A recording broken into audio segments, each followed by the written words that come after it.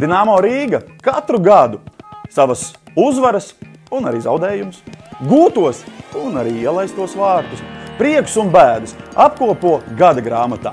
Pēc aizvadītajām sezonām mums šādas gada grāmatas jau ir 5, un mēs uzskatām, ka arī mūsu grāmatām ir vieta jaunajā Nacionālajā bibliotēkā. Un tāpēc 18. janvārī mēs piedalīsimies grāmatu draugu ķēdē un palīdzēsim grāmatām no vecās bibliotēkas nonākt jaunajā. Un arī jūs, cienījamie Rīgas Dinamo līdzjutēji, mēs aicinām piedalīties grāmatu draugu ķēdē 13. un 19. novembrī mūsu Rīgas Dinamo mājas spēļu laikā Arēnā Rīga reģistrēties grāmatu draugu ķēdē. Būsim kopā un palīdzēsim grāmatām nonākt jaunajā bibliotēkā.